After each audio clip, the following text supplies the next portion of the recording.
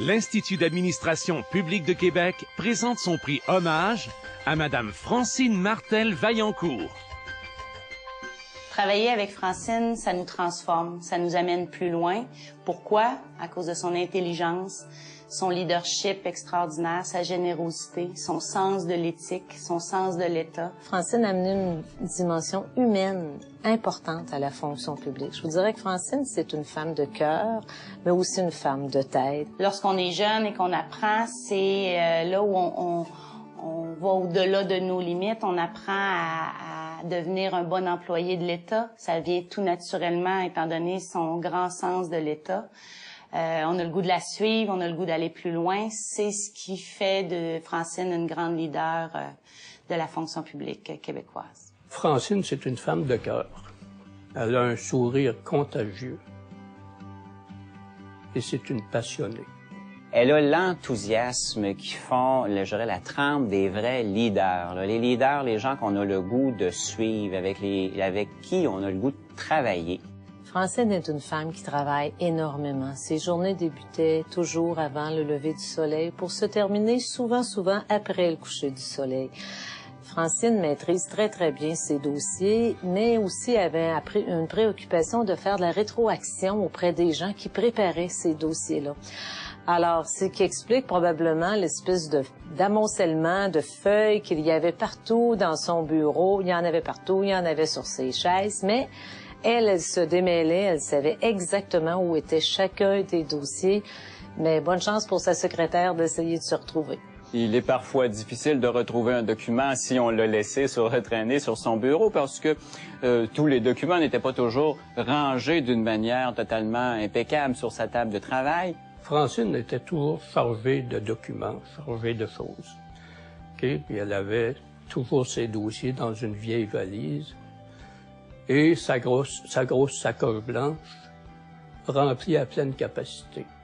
Alors, quand il y avait des réunions, on apportait des documents additionnels, toutes sortes, on apportait nos propres dossiers, si bien que quand Francine sortait de réunion, elle avait sa grosse valise, elle avait sa pile de documents, puis il y avait toujours quelqu'un qui était pris pour ramener sa grosse maudite sacoche blanche. Pour moi, Francine, c'est une femme d'État. Son sens de l'État transparaît dans chaque chose qu'elle fait, dans chacune de ses actions. Une femme qui a fait avancer la fonction publique québécoise de façon importante, de façon très discrète, sans grand coup d'éclat, mais la théorie des petits pas. C'est de toujours avoir le service aux citoyens en avant-plan dans l'ensemble de ses dossiers. Elle est professionnellement compétente. Elle a un respect des autres que j'ai rarement vu chez une personne là je dirais de son calibre. Et c'est, à mon avis, la personne la plus compétente pour qui j'ai travaillé. Francine, c'est un employé, là, de quel que soit son niveau hiérarchique, voulait la rencontrer.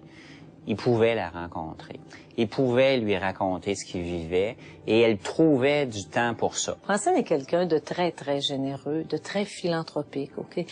Elle donne beaucoup de son temps à sa famille, aux gens autour d'elle, auxquels elle est toujours disponible. La conciliation travail-famille, pour Francine, ça a toujours été très important. Tout le monde était avisé autour d'elle que si un de ses enfants appelait, elle prenait l'appel, même si elle était avec un ministre.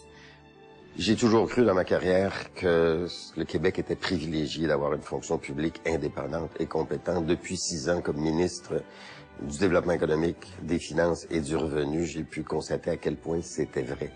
Et Francine Martel-Vaillancourt est un exemple exceptionnel de cette compétence. Elle a été présidente des normes du travail, présidente de Service Québec, et moi je l'ai connue, bien sûr elle a commencé aux finances, moi je l'ai connue comme sous-ministre du Revenu. Elle est au fond la patronne de 10 000 employés comme sous-ministre du Revenu, et elle a toujours fait avec compétence, avec courtoisie, avec le sens du service. Et nous avons fait, Francine, un très grand projet qui était porté, au fond, par les gens du Revenu depuis des années qui ne pouvaient pas se réaliser, la création de l'Agence du Revenu. Je suis très fier qu'ensemble, nous ayons pu porter ce projet à terme. On a perdu un grand commis de l'État en la laissant partir à la retraite, mais elle continue à s'impliquer et je pense bien qu'elle va continuer à s'impliquer de différentes façons également parce qu'elle a à cœur la fonction publique. Au nom des jeunes de la fonction publique, je veux dire un gros merci. En mon nom personnel, un immense merci et je t'aime beaucoup et au plaisir, bonne continuité. Francine, je suis tellement contente que la vie t'ait mise sur mon chemin parce qu'avec toi, j'ai grandi énormément, j'ai appris plein de belles choses et je pense que si je suis une bonne personne, c'est un peu grâce à toi. Merci. Je dirais même plus, c'est un cadeau de pouvoir travailler avec elle. Félicitations, ma Francine. Francine, tu mérites ce prix de façon exceptionnelle.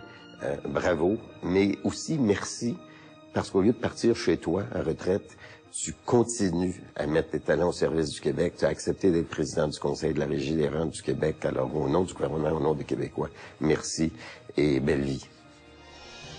La récipiendaire du prix Hommage 2011, Madame Francine Martel Vaillancourt.